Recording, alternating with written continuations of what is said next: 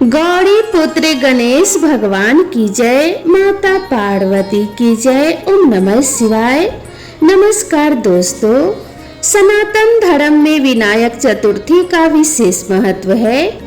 ये पावन पर्व हर माह के शुक्ल पक्ष की चतुर्थी तिथि को मनाया जाता है। भगवान गणेश को प्रसन्न करने के लिए विनायक चतुर्थी के व्रत की काफी महिमा बताई जाती है। कहते हैं जो व्यक्ति सच्चे मन से ये व्रत रखता है उसकी सारी इच्छाएं पूरी हो जाती है, साथ ही उसके जीवन में धन धान्य की कभी कमी नहीं होती।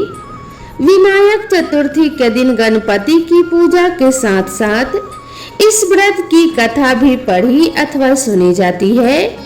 तो आज मैं आप सभी को सुना रही हूँ विनायक चतुर्थी की बड़ी ही दुर्लभ और पौराणिक कथा। तो आप सभी भक्तों से निवेदन है कि इस कथा को बड़े ही प्रेम और श्रद्धा से पूरा अवश्य सुनिएगा। तो चलिए कथा को शुरू करते हैं। कथा को शुरू करने से पहले प्रेम से बोलिए ओम श्री गणेशाय नमः। भगवान शिव और माता पार्वती की जय। विनायक चतुर्थी की पौराणिक कथा के अनुसार एक बार भगवान शिव और माता पार्वती नर्मदा नदी के किनारे बैठे थे। माता पार्वती जी ने शिव जी से चौपड़ खेलने के लिए कहा। इस खेल में हार जीत का फैसला करने के लिए भगवान शिव ने कुछ तिनके को एकत्रित कर उसका एक पुतला बनाकर उसकी प्राण प्रतिष्ठा कर दी। भगवान शिव ने उस पुतले से कहा कि बेटा, हम चौपड़ खेलना चाहते हैं, इसीलिए तुम बताना कि हम दोनों में से कौन जीता और कौन हारा। उसके बाद भगवान शिव और माता पार्वती के बीच खेल प्रारंभ हो गया। यह खेल 3 बार खेला गया और तीनों बार ही माता पार्वती जीत गई। खेल समाप्त होने पर उस बालक से हार जीत का फैसला करने के लिए कहा तो उस बालक ने माता पार्वती की जगह भगवान शिव को विजय बताया। यह सुनकर माता पार्वती क्रोधित हो गई और उन्होंने बालक को लंगड़ा होने और कीचड़ में पड़े रहने का श्राप दे दिया। बालक ने माता पार्वती से माफी मांगते हुए कहा कि माता, मुझसे अज्ञानतावश ऐसा हुआ है। बालक द्वारा क्षमा मांगने पर माता का दिल पिघल गया। उन्होंने कहा, यहाँ गणेश पूजन के लिए नाग कन्याएं आएंगी, उनके कहे अनुसार गणेश व्रत करो। ऐसा करने से तुम्हारे सारे कष्ट दूर हो जाएंगे। यह कहकर माता पार्वती वहां से चली गई। 1 वर्ष के बाद उस स्थान पर नाग कन्याएं आई। नाग कन्याओं से भगवान गणेश के व्रत की विधि जानने के बाद बालक ने 21 दिन लगातार गणेश जी का व्रत किया, जिसके परिणाम स्वरूप गणेश जी महाराज प्रसन्न हुए। उन्होंने बालक को मनोवांछित फल मांगने के लिए कहा। बालक ने कहा कि हे विनायक, मुझे इतनी शक्ति दीजिए कि मैं अपने पैरों से चलकर कैलाश पर्वत पर पहुंच सकूं। भगवान गणेश ने बालक को वरदान दे दिया। इसके बाद वह बालक कैलाश पर्वत पर पहुंच गया और उसने अपनी कथा भगवान शिव को सुनाई।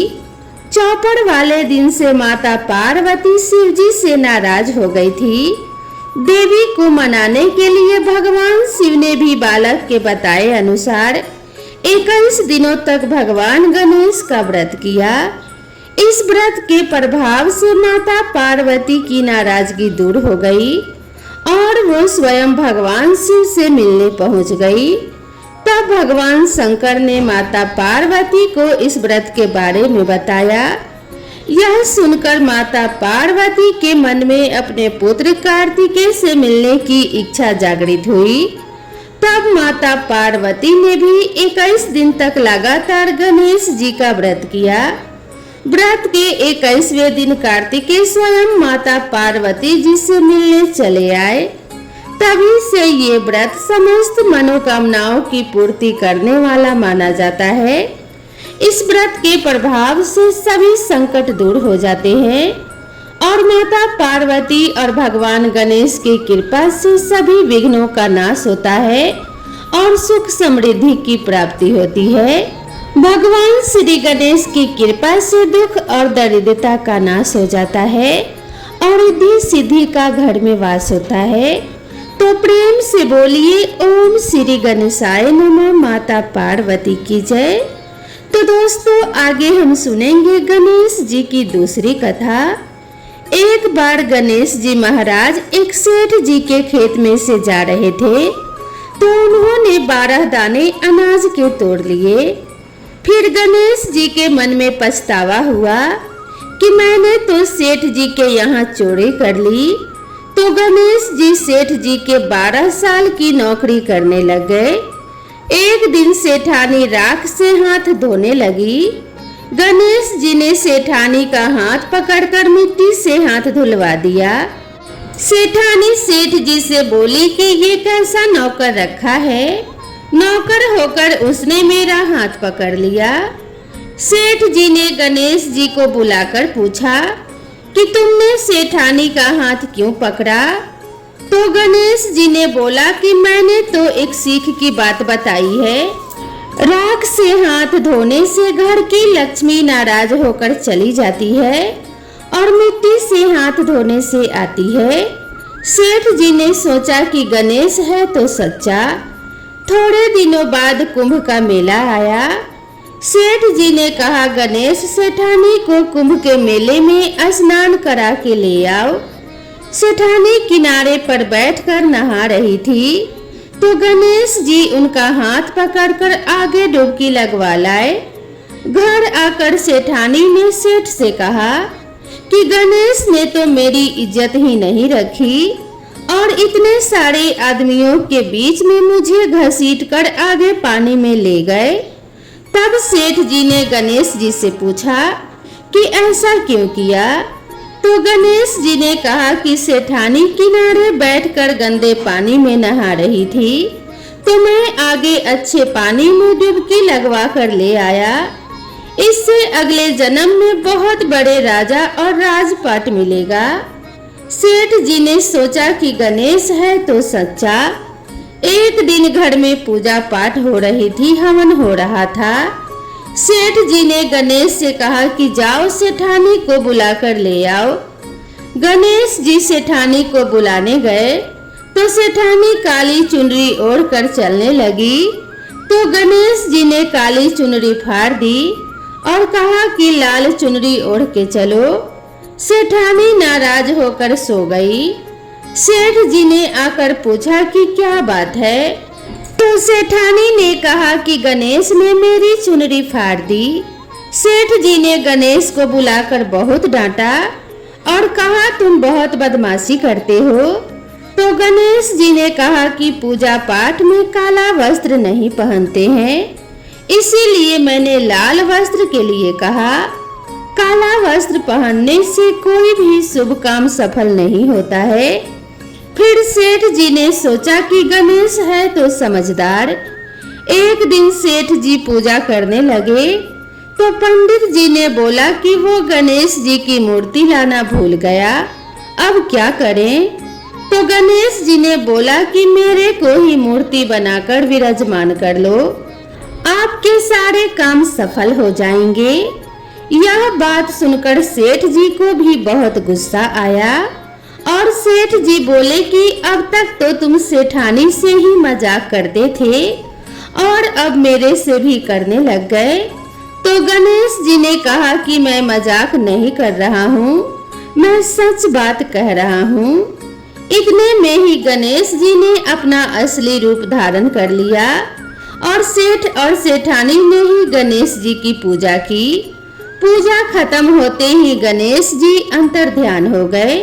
सेठ सेठानी को बहुत धोखा हुआ और उन्होंने कहा कि हमारे पास तो गणेश जी रहते थे और हमने उनसे इतना काम कराया। तो गणेश जी ने सपने में आकर कहा कि सेठ जी, आपके खेत में से मैंने 12 अनाज के दाने तोड़ लिए थे, उसी का दोष उतारने के लिए मैंने आपके घर 12 साल की नौकरी की। गणेश जी ने सेठ और सेठानी से कहा कि मैं तुम दोनों से बिल्कुल भी नाराज नहीं हूँ, तुम्हें अफसोस करने की कोई जरूरत नहीं है। और गणेश जी ने उन्हें सुख समृद्धि का आशीर्वाद प्रदान किया। हे गणेश जी महाराज, जिस तरह आपने सेठ और सेठानी को सुख समृद्धि का आशीर्वाद दिया, उसी प्रकार से सभी को सुख समृद्धि का आशीर्वाद प्रदान करना। जो भी इस कहानी को पढ़े अथवा सुने उसके सभी संकट दूर करना। तो प्रेम से बोलिए गणेश जी महाराज की जय। आगे हम सुनेंगे गणेश जी की तीसरी कथा। बहुत समय पहले की बात है। एक बहन और एक भाई रहते थे। बहन हर रोज अपने भाई का चेहरा देखकर ही खाना खाती थी। बहन सुबह जल्दी उठकर घर का सारा काम करके जल्दी से अपने भाई को देखने के लिए निकल जाती थी। रास्ते में एक पीपल के पेड़ के नीचे गणेश जी की मूर्ति थी, जहाँ वे नित्य हाथ जोड़कर कहती थी, भगवान मेरे जैसा अमर सुहाग और मेरे जैसा अमर पीहर सबको देना। रास्ते में जाते हुए जंगल का कांटा उसके पैर में चुभ जाता था। एक दिन बहन ने अपने भाई का चेहरा देखा और बैठ गई। भाभी जी ने उनसे पूछा कि बाई जी तुम्हारे पैरों में क्या हुआ है। बहन ने कहा, रास्ते में आते वक्त जंगलों का कांटा पैरों में चुभ गया है। यह कहकर बहन अपने घर चली गई। भाभी ने अपने पति से कहा कि रास्ता साफ कर दीजिए, रास्ते से आते वक्त आपकी बहन के पैरों में कांटा चुभ जाता है। तुम्हारी बहन पीड़ित है। भाई ने कुल्हाड़ी लेकर सड़क से झाड़ियां, जंगली घास और पेड़ पौधे काट दिए, जिससे रास्ता पूरी तरह से साफ हो गया। पेड़ों की सफाई के कारण गणेश जी की मूर्ति अपने स्थान से हट गई, जिससे भगवान क्रोधित हो गए और उसके प्राण हर लिए। जब गांव के लोग भाई को अंतिम संस्कार के लिए ले जा रहे थे, तभी भाभी ने रोते हुए कहा, तुम थोड़ी देर रुक जाओ। उनकी बहन हर रोज भाई का चेहरा देखती है। लोगों ने कहा, आज तो देख लेगी, लेकिन कल से क्या देखेगी। बहन रोज की तरह अपने भाई का चेहरा देखने के लिए सड़क से आती है। सड़क से आते हुए बहन ने देखा सड़क एकदम से साफ हो गई है। पेड़ पौधे, जंगली घास सब कटे हुए हैं। थोड़ा और आगे जाते हुए देखती है कि गणेश जी की मूर्ति भी अपने स्थान से हटी हुई है। यह देखकर वो जल्दी से खेजड़ी की डाल लेकर जगह साफ करती है और गणेश जी की मूर्ति पुनः अपने स्थान पर रख देती है और हमेशा की तरह हाथ जोड़कर कहने लगी, भगवान मेरे जैसा अमर सुहाग और मेरे जैसा अमर पीहर सबको देना। भगवान गणेश ने उसकी बातें सुनी और सोचा कि अगर मैंने आज इसकी नहीं सुनी तो इस दुनिया में कोई भी हमें नहीं मानेगा, कोई हमारी पूजा नहीं करेगा। भगवान गणेश कहते हैं कि बेटी, खेजड़ी के ये 7 पत्ते ले जाओ और इन्हें कच्चे दूध में मिलाकर अपने भाई के शरीर पर छींटे मार देना, वह उठ जाएगा। जब बहन ने पीछे मुड़कर देखा तो कोई नहीं था, तो उसने सोचा कि जैसा सुना है वैसा ही कर लेती हूँ। वह खेजड़ी के 7 पत्ते लेकर घर गई और वहां देखा कि लोगों की भीड़ लगी हुई है। उसने घर जाकर देखा उसके भाई का शरीर रखा हुआ है। उसकी भाभी रो रही थी। जैसे कि उसने गणेश जी से सुना था, वैसे ही उसने कच्चे दूध में खेजड़ी के 7 पत्ते मिलाकर अपने भाई के शरीर पर छिड़क दिया और उसका भाई जाग उठा। भाई ने उठकर कहा, आज मुझे गहरी नींद आई। बहन ने कहा, ऐसी नींद कोई शत्रु को भी न आए और उसके भाई को सारी घटना बताई। हे गणेश जी महाराज, जैसा अमर सुहाग और अमर पीहर उस बहन को दिया वैसा सबको देना। तो प्रेम से बोलिए गणेश जी महाराज की जय। आगे हम सुनेंगे गणेश जी महाराज की चौथी कथा। एक बुढ़िया माई थी, वह बहुत ही गरीब और अंधी थी। उसका एक बेटा और एक बहू थे। बुढ़िया सदैव गणेश जी की पूजा किया करती थी।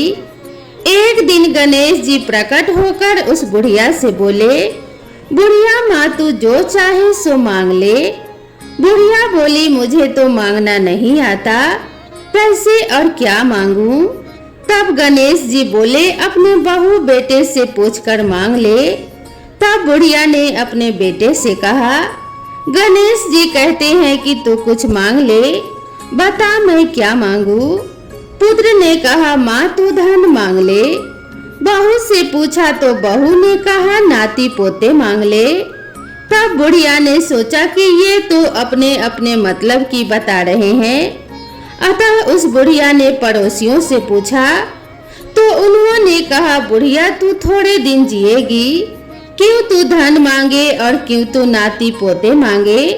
तू तो अपने आंखों की रोशनी मांग ले, जिससे तेरी जिंदगी आराम से कट जाए। इस पर बुढ़िया बोली, यदि आप प्रसन्न हैं तो मुझे 9 करोड़ की माया दे, निरोगी काया दे, अमर सुहाग दे, आंखों की रोशनी दे, नाती दे, पोता दे और सब परिवार को सुख दे और अंत में मुझे मोक्ष दे। यह सुनकर गणेश जी बोले, बुढ़िया माई तूने तो हमें ठग लिया, फिर भी जो तूने मांगा है वचन के अनुसार तुझे सब मिलेगा। और यह कहकर गणेश जी अंतर्ध्यान हो गए। उधर बुढ़िया माई ने जो कुछ कहा था वह उसे सब कुछ मिल गया। हे गणेश जी महाराज, जैसे तुमने उस बुढ़िया माई को सब कुछ दिया वैसा ही सबको देना। तो प्रेम से बोलिए गणेश जी महाराज की जय। तो दोस्तों, अंत में हम सुनेंगे भगवान गणेश की चमत्कार की कथा। एक बार भगवान गणेश बाल रूप में चुटकी भर चावल और चम्मच में दूध लेकर पृथ्वी लोक में निकले। वे सबको अपनी खीर बनाने को कहते जा रहे थे, पर सबने उनकी बातों को अनदेखा किया। इसी दौरान एक गरीब बुढ़िया ने उनकी खीर बनाना स्वीकार कर एक भगोना चूल्हे पर चढ़ा दिया।